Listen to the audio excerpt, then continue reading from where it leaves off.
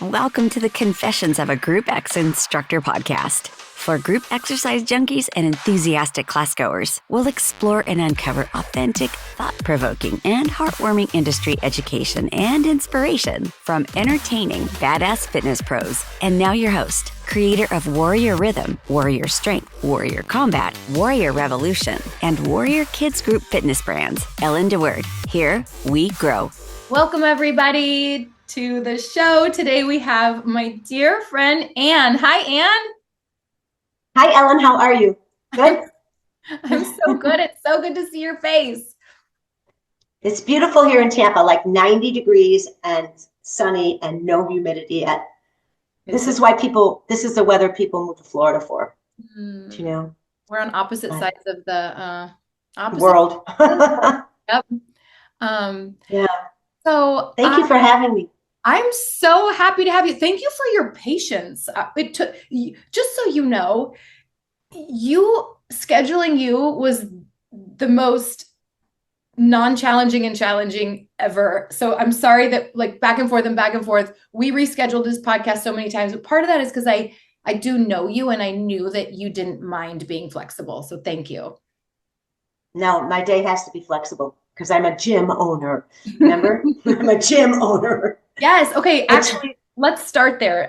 Tell the audience. I mean, I know Anne. I think I met you, 3 or 4 years ago at SCW's. And I don't remember our first meeting. Do you? Initially? I don't. No, but it was instant click. Somehow we clicked, and you definitely became like a favorite safe space of mine. I don't think you know this, but when I started as a presenter for my own company for Warrior, I felt nervous. I felt like the new kid in town. And I felt like, I think I maybe felt this more than it was actually true. But I think initially I felt like it was cliquish, or like there was, I hadn't proven myself, or that people wouldn't be warm and inviting. And again, I think that was maybe a little bit in my head because I certainly don't feel that way anymore. But you definitely early on for me, I was like, oh, this is a safe space. This is a safe person. She's on my team. Yeah. Do you know what? There's something about having gray hair and being over 70 that people feel like it's like the OG, the grandma. She'll take care of me. But I remember standing in the back of one of your presentations. It might have been Florida Mania, just in awe of what was going on the stage. And I remember we did connect. And I was like, yeah, girl, you have it. I felt like you were totally rooting for me. And I still feel like you're rooting for me. Thanks. I've been in women's only fitness for a long time. Yeah. So being in women's only fitness is about rooting for the other woman. You know, that's really who I am. And that's where my whole business has been for the last 40 years. Okay, wait, years of women's only. Let's get a snapshot of your last 40 years. I want to hear, tell us, because your gym now is a new venture. So give us the snapshot of who you are and why you started working with women and why you opened this most recent club and all that stuff. Spill the beans. Are you okay? I can go? Okay. Go. So I want you to know, Ellen, I had 3 children in 3 years after I got married. 3 in 3 years. And they were in cloth diapers. And I know you never had that. We used to go clean the poop off. 3 kids, 3 years, and I was an obese girl. And I had been a collegiate athlete my whole life, an athlete all the way through high school. And all of a sudden, boom, the weight comes on. And my husband had this super glamorous job. He actually built gas stations. So he would leave on Sunday and come back on Thursday. And I had been 4 days not seeing an adult, just washing the diapers. And I was ready to bang my head on the floor. So as soon as he came home one day, I left.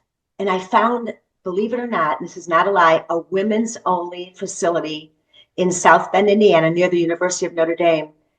And it was a 2,000 square foot. It was my first boutique experience. And it had pink carpet and 6 pieces of selectorized equipment. I walked in on Friday and it was totally empty. There were 2 other girls. It was my first small group training. Oh my! No one no one wanted to work at the club, a little boutique. So I said, I'll work because my husband was home and I wanted to get the hell out of Dodge, right? And I started teaching there. I started running the club. It was because I wanted to be me again. Women's fitness is about wanting to be you in a different stage in your life. And I wanted to be me again. And I taught my first group fitness class on top of a folding table. And I weighed about 80 pounds more than I weigh now. Okay, 80 pounds more. So you can visualize that. I laid on the table, put the record player on over here, the Jane Fonda record, and we did what Jane Fonda told us to do. It was before certifications. Ellen, it was 40 years ago. Before certifications. No. Oh my gosh, you're blowing my mind. And I know, but it was about the same thing I love now, and that's making women feel comfortable in their own skin. Today, I signed up a new girl. She's a young girl. She was going to the co-ed club. She didn't feel comfortable. She was getting bad advice. She didn't like anything about the crowds. She wanted a place that was, like you said, safe. A safe place. And that's what I feel as though I've been providing. And that's what probably is my unique offering in the fitness business, is that I write programs that are unique to make women feel comfortable, whatever stage they're in. And we know perimenopause, menopause, huge, active older adults, the people that have been in my club, the series of clubs now, we're all the same women, have grown old there. So that's who I am. I had a franchise in South Bend called Just Aerobics. Another 2,000 square foot space, indoor, outdoor carpet on cement. No one could handle their stress fractures. Somehow I made it out of there. But my husband came home on a Friday, and that was a very lucrative little spot because people were paying $7 to $10, and there's kids zone there. So the mommies had kids zone. So 100 people in the class, $7 to $100 split between, very lucrative. No equipment, no overhead. But my husband came home on a Friday and he said, we're moving to Florida next week. So my kids were already up probably at middle school and high school. Next week? He just dropped a bomb? Yeah. Next week we're moving to Florida? Oh my. Yeah. So I sold my portion of that little individually owned franchise to my business partner, and we came to Florida. And I looked around for a place I would fit in. There are some beautiful clubs in Tampa, some high-end, beautiful locations. And I decided I found a friend and I kind of peppered myself all over, but I ended up in the suburbs of Tampa in a place called Shapes Fitness for Women, a little tiny boutique place with selectorized equipment, but it was part of a franchise of 13 clubs that sold the corporation 2013. And I got one of the clubs as a severance for being the vice president of the corporation. So that was my first club. When I met Shapes. When I met you, you were with Shapes. Shapes. Yeah. So Shapes was no longer a franchise. So it was individually owned. And that really created a lot of challenges for the franchisees because we established ourselves as high energy fitness people without business training. Right. And I stayed with that franchise for 12 years. And then we decided this past year to rebrand and to move away from the franchise who was giving us no attention. Really, they had moved on and created a huge growth in their crunch fitnesses all the way across the world, right? Gotcha. Yes. And so I said, we need a new brand that's ours. If we're going to thrive, we have to rebrand. And we're rebranded as Fit Her. I remember you bouncing that name off of me at like a presenter lounge. Like you were trying to come up with the name for your new space, and Fit Her is so perfect. But it's thank you for your input, because it's Fit Her, Strong Her, Aging Her, Epic Her, Confident Her, and everything else. I think I just froze on it. A little, but not your audio. A little bit. Not your audio. There we go. So that's why Fit Her works. Confident Her, Strong Her, not skinny her, not physique her. Yeah. I don't know why we're freezing a little bit. I'm so sorry. It's okay. I will tell you, it's no big deal. My internet. But look at that. expression in my face. Yeah, but it's okay, Anne, because people don't watch the YouTube. They really don't watch the YouTube videos. If they do, you'll be frozen. But I'm frozen. Like 99% of our audience just listens to the audio. And also I don't have the video. So as long as you don't, and if the internet drops, we'll just hop back on and roll with it. Okay. So far I'm on. And the box behind me. But that's my story. That's amazing. Cool. I was going to say that I think it's so cool that you kind of minister to the needs of women in different seasons.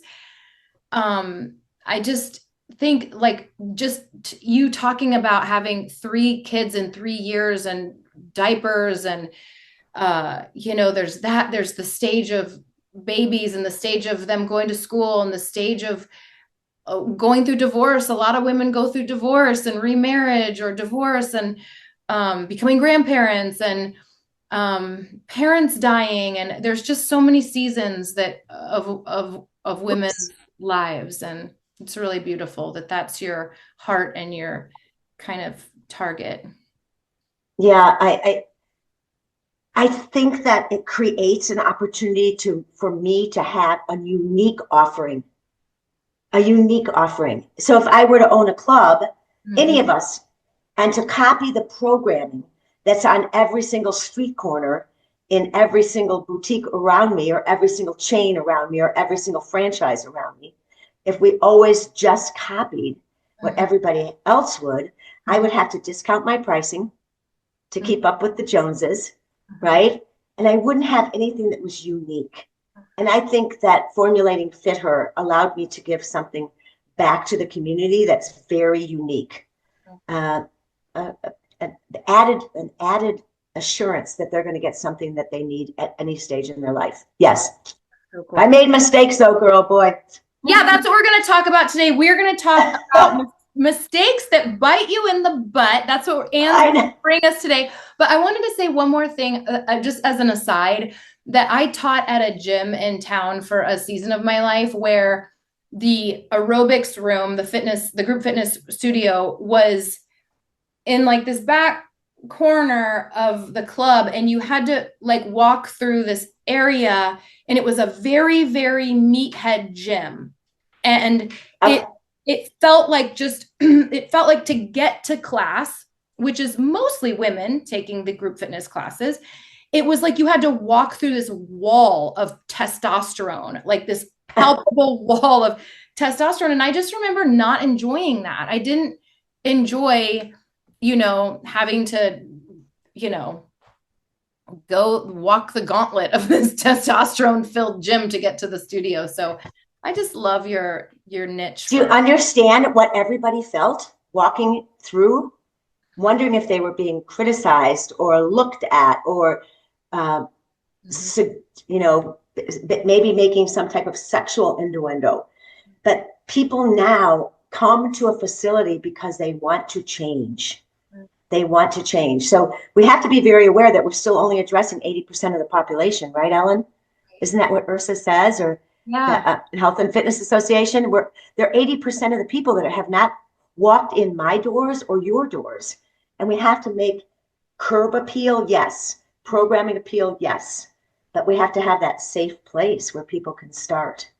Yeah. I don't know. I never thought about that till the last couple of years. Okay, I'm sorry about my video. That's okay. It's gone. We just won't have a video on this one. It's no big deal. No big deal. You know what I look like, girlfriend. You know what I look like. I will tell you, when I do solo, yes, you're adorable. When I do my solo episodes sometimes on here, I don't do a video because they're, sometimes I'm like in my pajamas and I'm just going to podcast. So that's okay. So let's go ahead and dive in. Thank you for bringing us your wisdom and expertise. And I'm sure these are probably mistakes that you've made that you've learned from, but I know that you are going to talk to me and talk to our amazing audience about leadership mistakes that bite us in the butt. Mm-hmm. So why don't you just dive in? I want to start with one that's really important to me, because my mentor and my previous owner taught me that as a leader, you And I mean an owner, a leader of a group, a team with a team behind you. And I have a team and you have a team, correct? Yeah. We have a toolbox. And I don't think over the years I really used my toolbox as well as I could. So visualize the toolbox, okay? A wooden toolbox. And there are 4 things in that toolbox. Okay. And if you reached in, the first thing that you can affect your team with is motivation. Okay. Every single day. Motivation. And I was really good at motivation because I'm a rah-rah girl like you are, right? We're rah-rah. So motivation was not a shortcoming out of my toolbox. I used it a lot. Education is the second tool, and making sure that you give opportunities for your staff to constantly get that taste, that little bit of education, whether it means a new format or sales education or education on the system, customer service, whatever, but motivation first and then education. The third one, Ellen, I don't use the word SUCK very much. Might go with my age. I don't know, but I did suck at it. I didn't use the third tool enough growing up as a leader. Perspective talk. Perspective. And perspective talk. If I had learned to motivate, educate, and then give a great perspective conversation.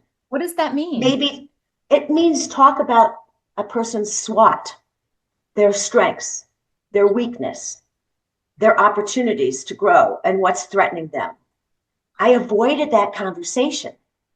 So I had a lot of trauma when people would quit or people would move on or people would go because I never gave them the resources they needed to get better. I gave them motivation. I gave them education. I pulled those out of the box really easily. But when it got to the third tool, I lacked in either guts, I don't know, guts that I might make somebody mad, or what if they didn't like me? And I didn't give them the means by which they could grow. And now in my SWOT. Yeah, what does the acronym stand for again? It stands for strengths. It's been around for a long time.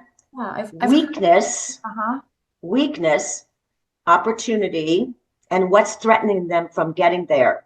And if you stay on the SWOT channel when you're giving the perspective talk, you start with strengths. This is your strength. This is what you bring to the team.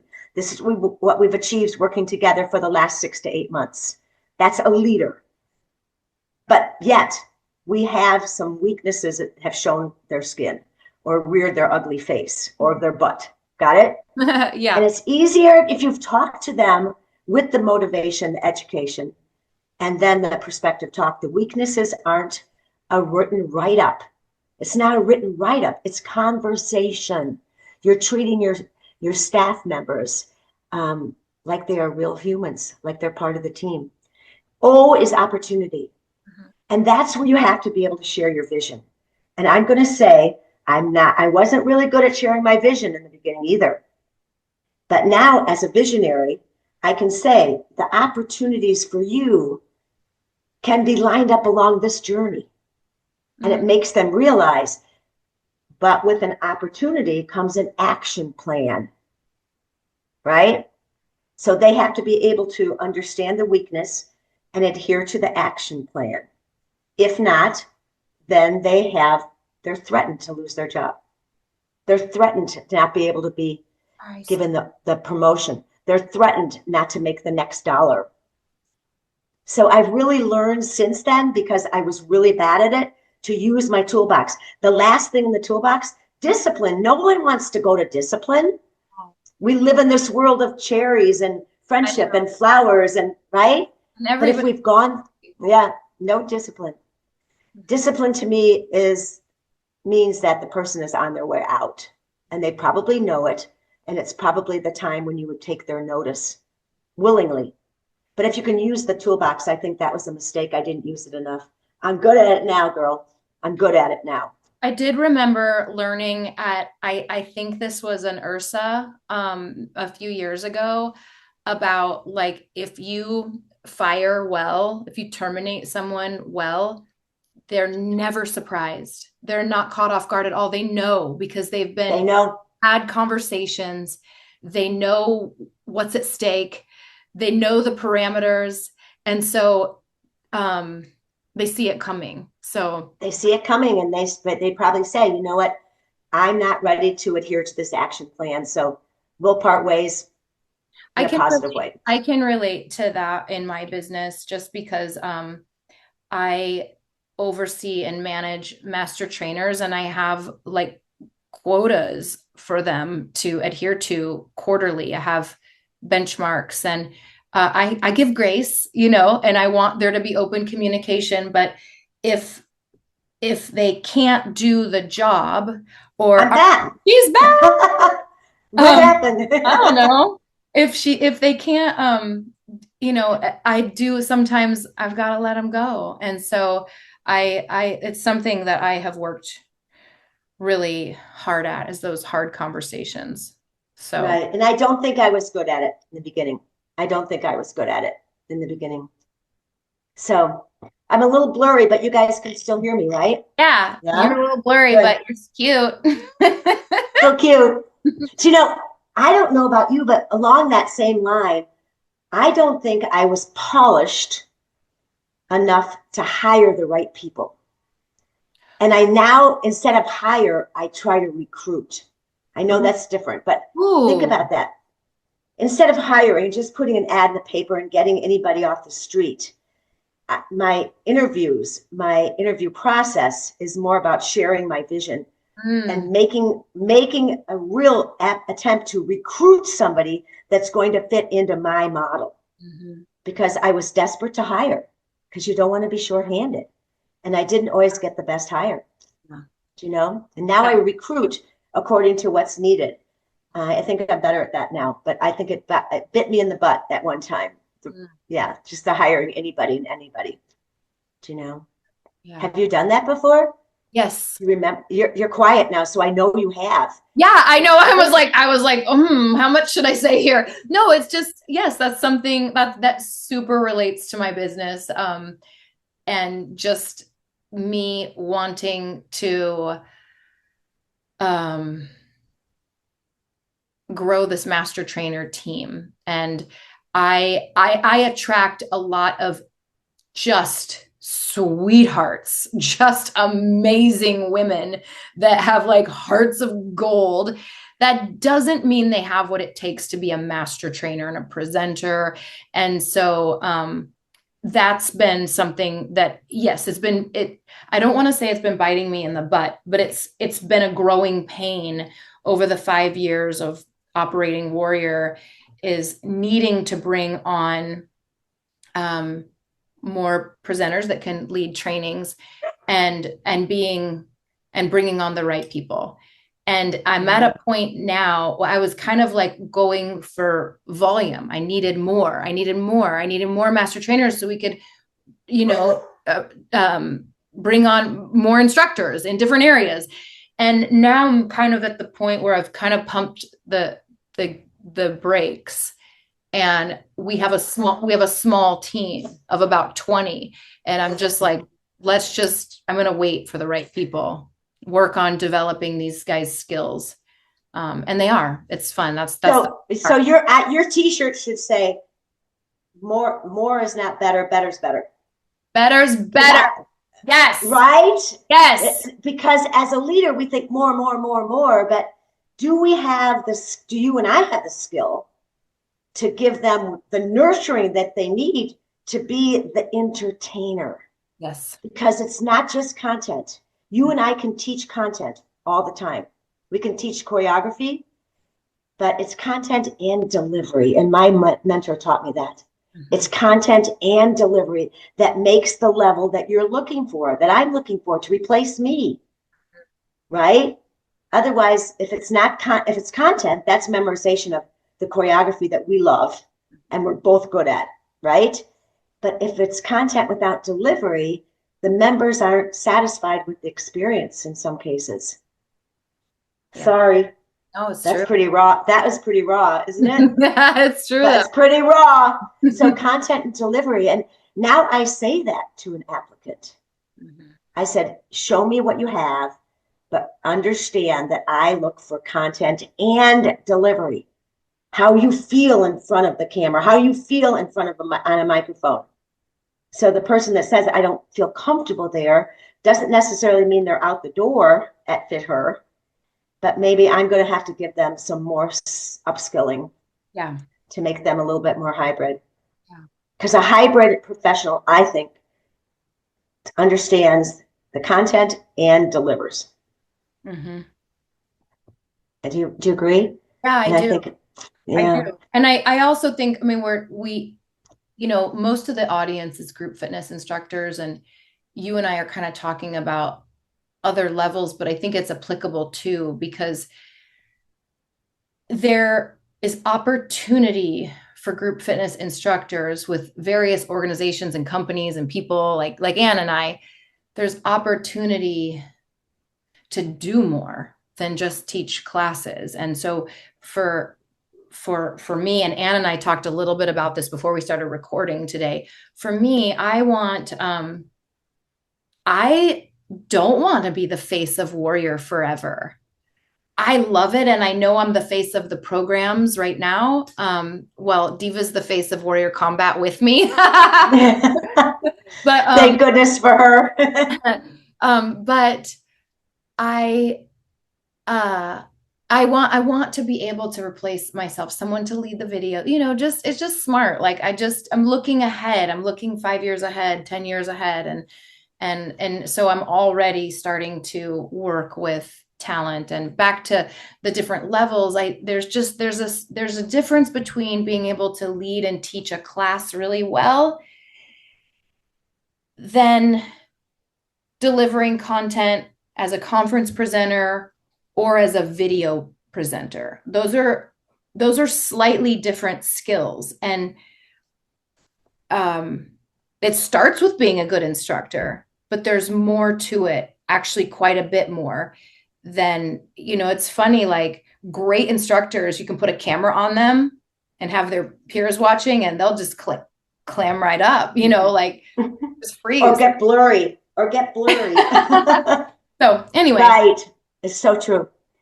But I think that you and I are both in the same position, that we both have companies and we want growth, and growth means personal growth also. And I do believe we haven't replaced ourselves yet. No, not yet. And I'm not ready to yet, but I don't think looking ahead. But I do think back to like the discipline piece I'm backing up a little bit to your toolbox. Please. I think those hard conversations are a little bit easier for me if I always start from a place of love and compassion. These are things I have to remind myself as I'm trying to gear up for a hard conversation, because it's not easy for me to come from love and compassion, and then and honesty. Like I'm pretty direct. And then if I'm direct, but they can feel that it's coming from a place of love, it's going to be okay. And then another approach that I've used, but I love your whole SWAT thing, acronym. I had heard that in the past, but forgot all about it. I also think asking them questions is helpful too. Like, where do you think your strengths lie? And where do you think your weaknesses lie? And how do you think, like giving them just asking it as a question, sometimes grease that wheel of that clunky conversation, I think. No, I agree with you totally. And the other thing is we have the numbers. I mean, we have the numbers, not just the banking numbers, but we have the numbers. And I think sharing the numbers is very, very important. I share the numbers. Know that, owners out there, know your numbers every day. And I didn't do that as well 15 years ago. But once you share the numbers and then ask that brilliant question that you just said, where do you feel as though you can go in the next 5 months? What are your strengths? Where do you feel you could best be used by our company? You're giving them the opportunity to understand that it's a business first, but we're giving them a voice. You're giving them a voice when you ask that, It's like in the old school, in the gym business, if someone came into the gym with white hair, you assumed they had been through menopause and they should go to aquatics, right? Oh, and if someone came in with white hair, the assumption was that we're directing them straight there. And we have to be careful with our staff too. There's no assumptions there. You have to give them the voice to say exactly what they want, but show them the numbers first. And they need to know that you know the numbers every single day. I've gotten really good about that. Yeah. Do you know? We do a quarterly master trainer. I call it an MT Connect. And it is a little bit of education. Oh, it aligns really nicely with actually what you Toolbox. said. It is. It's a recognition. We celebrate some wins or some people or some accomplishments. And we do a little education component. Maybe I'll have another master trainer share with the whole team their best practices, something that worked for them or something creative or whatever that they did. And then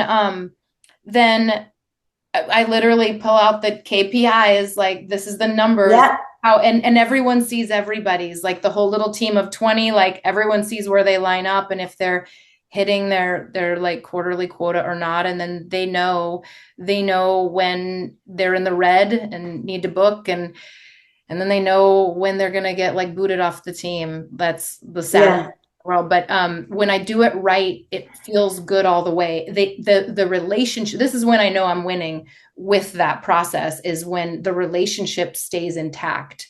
Like there's a core relationship between the master trainer and I, and it stays intact even as they maybe get asked to leave the team. But better is better. That's my takeaway. Thank you.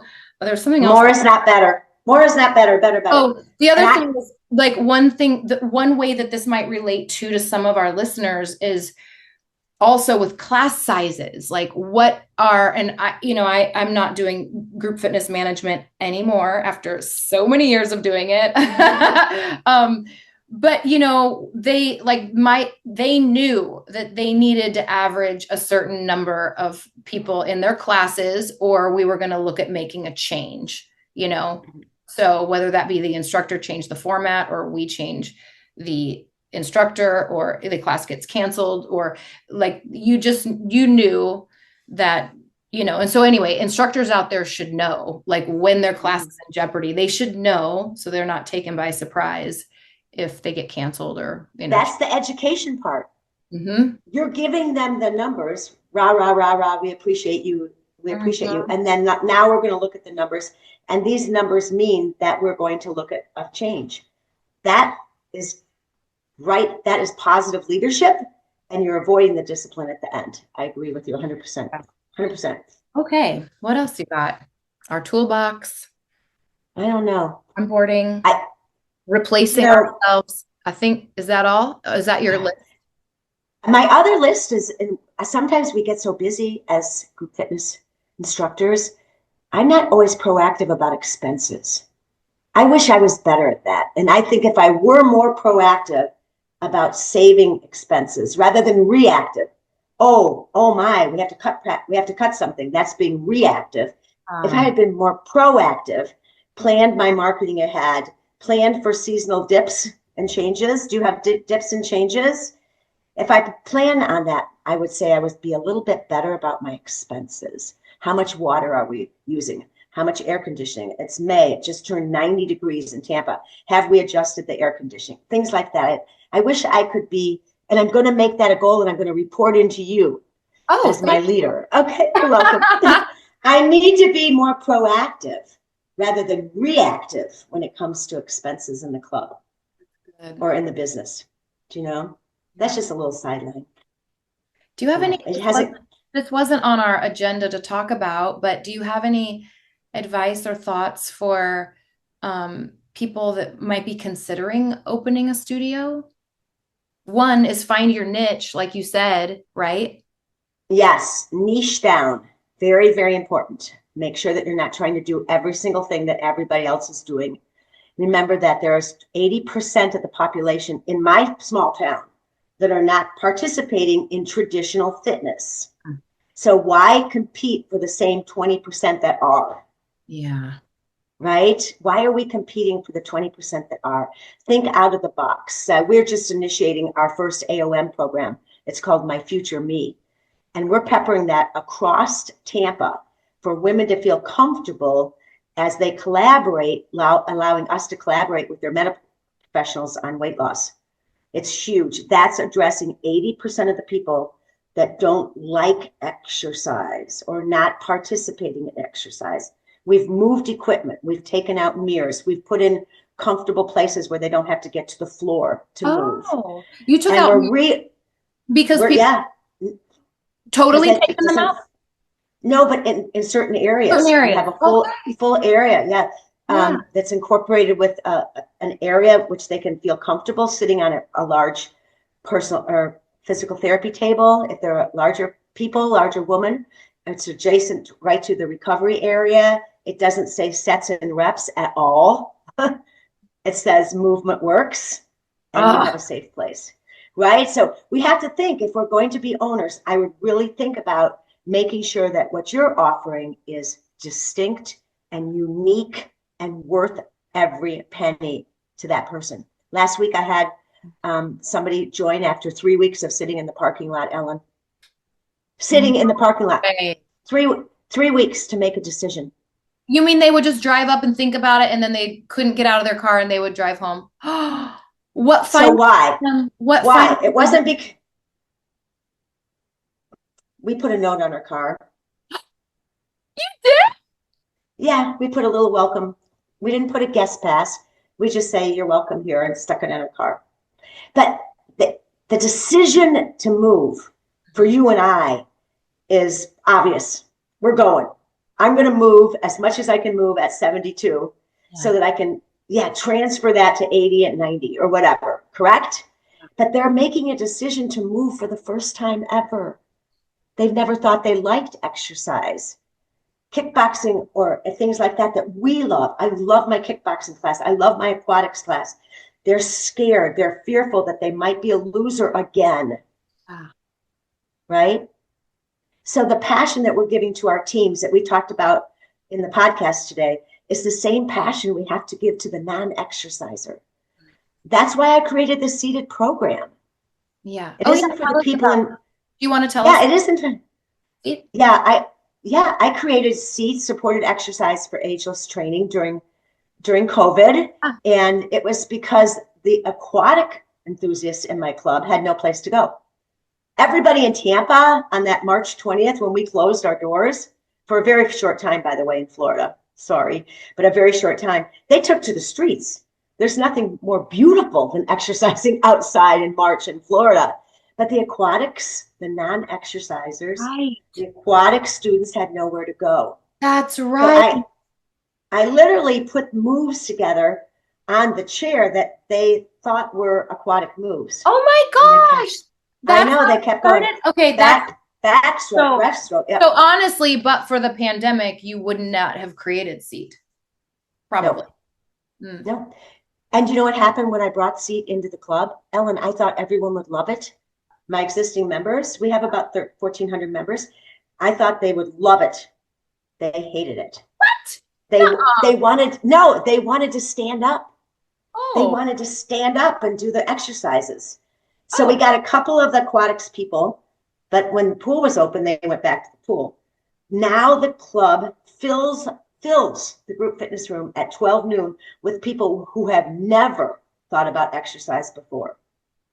It's called unique visits. And you know what that is as far as managing group fitness. These are people that walk in the club for something specific. So if you're going to open something, you have to have something that draws the 80% in who aren't yet exercising. It's not for the front row. Right? They don't want to do that. They already have their jam. They're already in the front row. They have their jam. And when the aquatic environment reopened, I lost the aquatics and the enthusiasts back to the pool. That was their jam. But the 80% in Tampa don't have a jam. Can you imagine? No. We all have our favorite thing. So that would be my advice to someone starting. Find something that's really unique, a unique offering to get unique visits.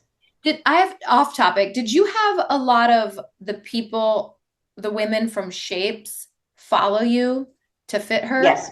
You Yeah. did. You didn't have to like fully start from scratch? No. Okay. We relaunched. And we gave them a voice. We gave them a t-shirt. We gave them everything they could to rebrand But you themselves. found a different space. You didn't stay in the same building, right? Same building.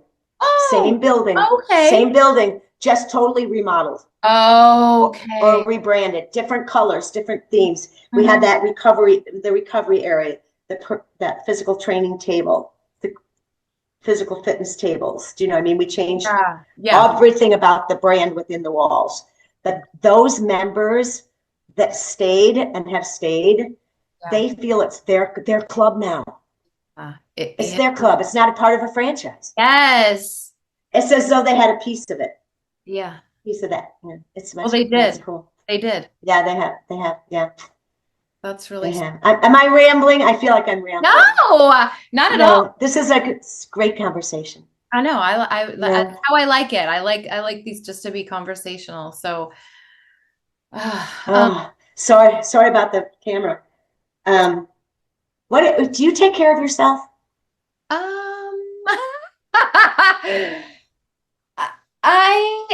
Yes and no. Yes and no. Like I eat well for the most part. I eat pretty much whole foods and non like ultra processed foods. I try to get 8 hours of sleep every night. I don't I want to be practicing yoga more personally.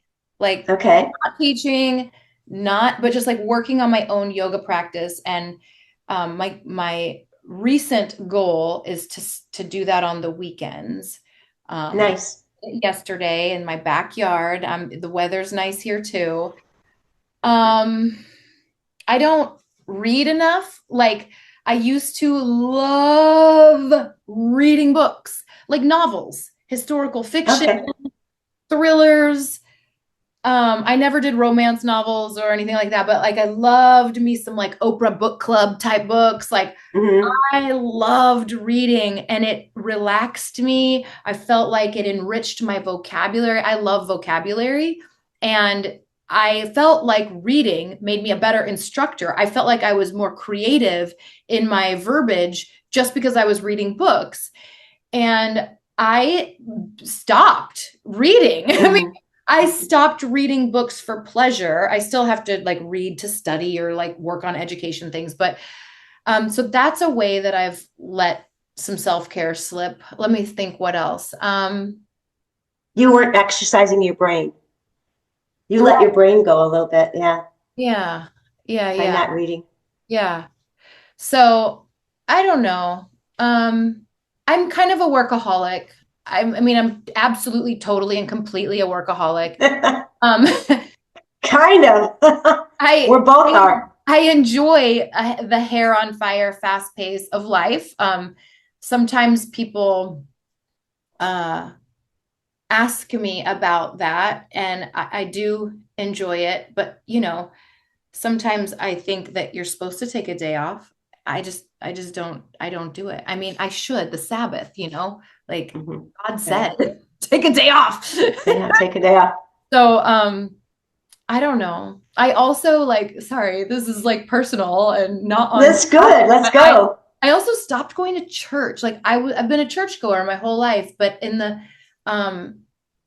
was in the pandemic. I like shifted to Facebook church, you know, Facebook live church. And then I just stopped going altogether. But I also feel like I don't know, I'm wrestling with that a little bit, but I also feel like I can have a relationship with God that isn't about going the place and time.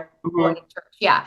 Yeah. Like I almost feel like when I do my yoga in the backyard and I take time to be prayerful or meditative. So anyway, I don't know. Yes and no. I think I'm a workaholic. That's the answer to that question. But you know what? I asked that because we're about 24 years apart or so. What you're doing now for yourself. Yeah. Okay, here's Grandma Ann talking, okay? What you're doing for yourself today, including the reading or the spiritual life or whatever, transfers directly to how you're going to spend your 70s. You know that, right? I Now, mean, anything I'm doing right now yeah. transfers to just active longevity.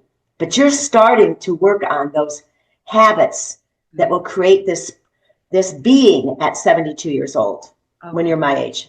Do you know what I mean? Where I have to work on staying alive, warding off disease, working on osteoporosis, being a breast cancer survivor. You know, I've survived obesity, I've survived breast cancer, and now I'm going to be working on osteoporosis. Hello. So we're doing things at my age to survive so that we can be active and do the things that my husband and I want to do. We've been married 50 years this year. Wow, that's incredible. You know? Is he active? Yes. And he works at a golf course and he's a marshal and it keeps him up and going every single day. We do all of our own yard work and he walks the 3 dogs. Huh? Oh, 3 dogs? Three doxies. 3 little dachshunds. I feel like animals are part of self-care. I feel like they just they are medicine for the soul. Unconditional love. What was you were gonna give a confession because that's what you gotta that's what you gotta do on this show. Let's see. You mean other than not knowing how to fix my camera? Yeah. Other than that, yeah. Do you know what? I already brought my confession up secretly behind the message. I have not done anything to replace myself. Oh, yeah. I haven't taken any of the due diligence steps to find someone that wants to take the club, buy the club, assume the club, whatever it is. Whereas at 72, that should be I don't know if I avoid it because I'm a workaholic. Yeah. I avoid it because I don't think it's because I don't think there's somebody good enough out there or, aggressive enough out there. But it's same with all of my presentations at the national level. Yeah. I need to get someone to do them next year for me. I need someone to think about letting me step out a little bit. That's a big confession. Yeah. So hello world, I just said it. Is hello, it just world. hard to let go? Do you think part of it is you wanting to keep those things? Or do you think it's just you're so busy that you haven't, or do you think it's just you haven't found the right person? Or you haven't looked? Any of the above, but work is an addiction for me. Like you have admitted to that it's addiction for us, workaholism. So I think that I have to get help to figure out the steps, just like I would if I had a different problem. Girl, let's do that together. We need some help. Yeah. Is that a good confession? That's a great confession. By the way, I'm like all or nothing with all. I'm very all or nothing. Like that's part of my, which is good and bad. There's good things about that, but when I'm all in on something, it's Do you want a funny confession? Yeah, you know my favorite snack is? Yeah. Okay, ultra processed premium saltine crackers with fish dip. Ew, gross. What is fish dip? It's gross, isn't it? What is fish dip down in Florida? It's like tuna fish salad, but it's that sounds good. Bottom. When you say it like bottom of the. When you say it like tuna fish salad, that sounds good. But when you call it that sounds better. It is fish dip. It's the fish from the bottom, and they grind them all up and they make it kind of. All right, I'll never eat it. Now that I just professed that across the world, I'm never going to eat it again. That's so funny that you have a like saltine fetish. How random. I would sooner do like Lay's potato chips for a processed guilty pleasure. Yeah. Yeah. I'm a foodie. Yeah. I'm a saltine cracker person. And fish dip. Isn't that funny? So random. And fish dip. I just really want to know. I know. From the audience, I really want to know if you guys have ever heard of fish dip and if it's gross or you like it. So let us know. It's gross. Okay, well, thank you so much for coming on. Where can people follow you, find you, learn about S.E.A.T, anything you want to tell us, learn about Fit Her? Give us your connections. Okay, if you want to look at Fit Her, you can look at fither.com. That's our website. But we also have a Facebook page. It's kind of fun. It's called the Fit Her fan page. Time out. Is Fit Her like it is? Because they're probably not seeing you right now on your shirt. Is there a hyphen between fit and her on the? Yes. Typing it on the website. Fit. So fit-her.com. Okay. Yes. And we also have a private Facebook page, but it's not private. You can. It's public, so you can look at it. Fit Her fan page. FAN. Yeah. And I'm Ann D. Gilbert on Facebook and Ann D. Gilbert on Instagram. And I'm active on LinkedIn. You are. I'm not. Yeah, I'm active on LinkedIn. Can you help me understand LinkedIn? Because I don't get it. I have an account because you're supposed to, and I understand that it's like the professional, I'm like way more of an Instagram person. What I don't like about LinkedIn, please help me, because I do understand how to navigate Facebook and Instagram with making connections or followers. Like, I know who I will follow back. I know who I'm not interested in following. Like, I have, basically if they look like they're in fitness, I follow them back. But with LinkedIn, I don't know if I'm doing it wrong, but it feels so grossly spammy to me, because I get all these connection requests and then I'm like, oh, I should accept these people's fit. I should grow this LinkedIn thing and I should accept or connect. And then I get these like instant spammy all the time. My LinkedIn inbox is like people trying to sell me stuff or get me to do something with them. So it's not a fun space for me. Am I doing it wrong? No, it isn't always fun. There's vendor after vendor that's out there selling their wear or encouraging you to take their program. So I find it like an expo hall at HFA, like Health and Fitness Association. It's like an expo hall of one vendor to me after the other, telling you about what they have. It's like you're walking from table to table, but there's also great conversation and great articles about what's happening and what experts perceive, especially in my space, older active adults or the AOM market. And we can go back and forth. But people want to know where you're going to speak next. You need to advertise yourself a little bit, because you're a valuable vendor to somebody else that might not know that you're going to be in the area. Well, I don't want to slide into their DMs. I don't want to. I know, right? But I'm also the vendor at an expo hall that isn't like, okay, I can't stand being at an expo hall, like walking through wherever, IDEA, HFA, wherever, and having people be like, try this, or even SCW, like, let me massage you, let me massage you every time you walk by. Let me massage you. I can't stand it. So actually, when I go with the girls, I call them the girls, our leaders, I'm like, no, we're not doing that. We're literally saying, we're saying, hi, how are you? What are you here for? Like, why are you here? Are you an instructor? Are you a personal trainer? Do you own a business? Like, you ask about them. Who knows if we have what they're looking for? And if they're looking for new programming, then we do. But, okay. So the both of those sides in LinkedIn, that compassionate, get to know you side, get to know Ann side. Okay. And then I think there's also the person that's passing out the perfume and the lotion and things like that, because that's their connection to get their next client. It's a hard business, Okay. But it's fun. I really love the articles.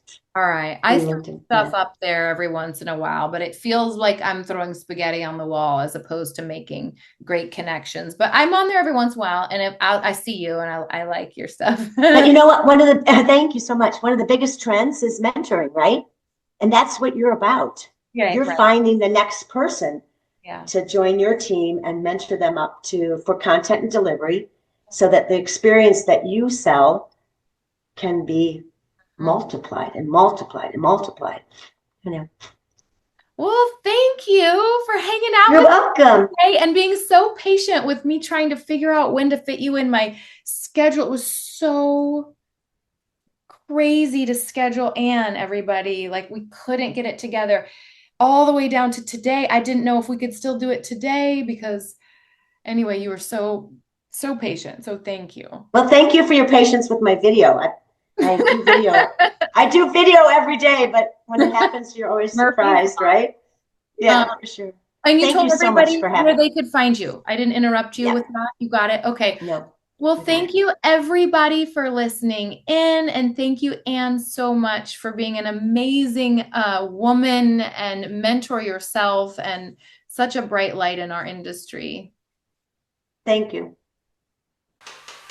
Thank you for joining in on the Confessions of a Group X Instructor podcast. If you're interested in becoming a warrior instructor, go to warriorinstructors.com. But if you want more and found this episode amazing, please give us a rating. And with a simple click to subscribe, we'll invite you back to our next episode. So remember, be brave, be bold, be blessed. And above all, listen, learn, love.